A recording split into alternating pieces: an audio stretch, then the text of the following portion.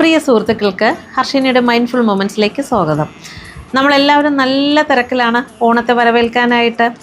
അതുകൊണ്ട് തന്നെ വളരെയധികം എക്സ്പെക്റ്റേഷൻ നമുക്കുണ്ട്. ഇനി വരുന്ന ദിവസങ്ങളിൽ സന്തോഷത്തെക്കുറിച്ച് മാത്രമാണ് നമ്മുടെ ചിന്തയായിട്ട് നിൽക്കുന്നത്. അതായത് എക്സ്പെക്റ്റേഷൻ തന്നെയാണ് നമ്മുടെ സുഹൃത്തുക്കളും ബന്ധുക്കളുമായിട്ടൊക്കെ നമ്മൾ പങ്കിടുന്ന നല്ല ദിവസങ്ങളെയും സമയങ്ങളെയും കുറിച്ചോർത്തുള്ള പ്രതീക്ഷകൾ. അതുപോലെ തന്നെ ഏറ്റവും നല്ല സദ്യ നമുക്ക് എങ്ങനെ ഉണ്ടാക്കാം, നമ്മുടെ കൂട്ടുകാരെ എങ്ങനെ സന്തോഷിപ്പിക്കാം, നമുക്കെങ്ങനെ സന്തോഷിക്കാം, ഒരു വിധത്തിലുള്ള കുറ്റങ്ങളും തെറ്റുകളും ഒന്നും വരാതെ നന്നായിട്ട് എങ്ങനെ ഒരുങ്ങാം, ഇങ്ങനെയൊക്കെയുള്ള ജഡ്ജ്മെൻ്റലാവുകയും നമ്മൾ ചെയ്യുന്നുണ്ട്. അപ്പോൾ ഈ രണ്ട് വാക്കുകളെയും എക്സ്പെക്റ്റേഷൻ ആൻഡ് ജഡ്ജ്മെൻ്റൽ നമുക്ക് എങ്ങനെ ഓണവുമായിട്ട് ബന്ധിപ്പിച്ചെടുക്കാം. ഓണത്തിന് മഹാബലി രാജൻ എല്ലാ വർഷവും വരുന്നുവെന്ന് നമ്മൾ കുട്ടിക്കാലം മുതലേ കേൾക്കുന്ന കഥയാണ്. വളരെ പ്രതീക്ഷകളോടുകൂടിയാണോ അദ്ദേഹം ഇവിടെ വരുന്നത്? ഒരിക്കലുമല്ല. തൻ്റെ ജനങ്ങളെ കാണുക എന്നുള്ള ഒരു സന്തോഷം മാത്രമാണ്. അതുപോലെ തന്നെ ഇവിടെ വന്നിട്ട് നമ്മുടെ കുറ്റങ്ങളെയൊക്കെ കണ്ടുപിടിച്ചിട്ട് ദുഃഖിതനായിട്ടാണോ അദ്ദേഹം പോകുന്നത്? അതുമല്ല. വീണ്ടും അടുത്ത വർഷം വരാമെന്ന മനോഹരമായ ഒരു സങ്കല്പത്തിലൂന്നിയാണ് അദ്ദേഹം പോകുന്നത്.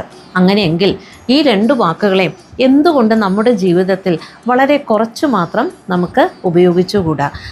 ഇത്തരത്തിലുള്ള ഉത്സവങ്ങളെല്ലാം തന്നെയും മനുഷ്യൻ്റെ സന്തോഷത്തിനും സമാധാനത്തിനും വേണ്ടിയാണ് ഉണ്ടാക്കിയിരിക്കുന്നത്. അപ്പോൾ ഈ രണ്ട് വാക്കുകൾ എക്സ്പെക്റ്റേഷൻ ആൻഡ് ജഡ്ജ്മെൻ്റൽ. അപ്പോൾ എക്സ്പെക്റ്റേഷൻ എന്ന് പറയുന്നത് നമ്മൾ ഒരു ബന്ധം ഉണ്ടാകുന്നു എന്ന് വെച്ചോളൂ. നമ്മൾ വളരെ പ്രതീക്ഷകൾ അതിനകത്ത് വയ്ക്കുകയും അവരും അതുപോലെ വയ്ക്കുകയും ചെയ്താൽ ജീവിതത്തിൽ അത്രയും പ്രതീക്ഷകളെ നമുക്കോ അവർക്കോ നേരിടുവാൻ സാധിക്കാതെ വന്നാലോ ഈ ബന്ധത്തിൽ വിള്ളലുകൾ വീഴുവാനായിട്ട് തുടങ്ങും. അത് നമ്മളെ നിരാശയിലേക്കും ദുഃഖത്തിലേക്കും കൊണ്ടുപോകും. അതുപോലെ തന്നെ നമ്മൾ ഒരാളെക്കുറിച്ച് മുൻവിധി ഉണ്ടാക്കുന്നു, ഒരു സംഭവത്തെക്കുറിച്ച് അതിന് ആഴത്തിൽ പഠിക്കാതെ നമ്മുടെ മനസ്സിൽ തോന്നുന്ന രീതിക്ക് നമ്മൾ അതിന് മുൻവിധി ഉണ്ടാക്കുകയാണെങ്കിലോ നമുക്കൊരിക്കലും നല്ലൊരു ബന്ധം അവരുമായിട്ട് ഉണ്ടാക്കുവാൻ സാധിക്കില്ല. ആ സംഭവത്തെക്കുറിച്ച് പരിപൂർണമായിട്ട് മനസ്സിലാക്കുവാനും പറ്റാതെ പോകുന്നു. അതുപോലെ നമ്മൾ പലപ്പോഴും നമ്മളെക്കുറിച്ച് തന്നെ പല മുൻവിധികളും ഉണ്ടാക്കും.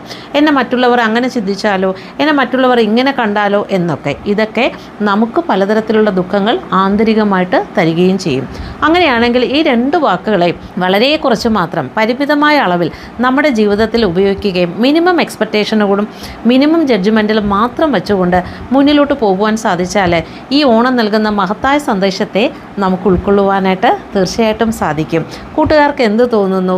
അപ്പോൾ കുറച്ച് എക്സ്പെക്റ്റേഷൻ, കുറച്ചൊക്കെ അപാകതകളും കുറച്ചൊക്കെ സന്തോഷക്കുറവ് വന്നാലും കുഴപ്പമില്ല.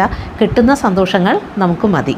കുറ്റങ്ങൾ ഏതും കണ്ടുപിടിക്കാതെ മിനിമം ജഡ്ജ്മെൻ്റലായിട്ട് നമുക്ക് ഈ ഓണത്തെ ആഘോഷിക്കാം.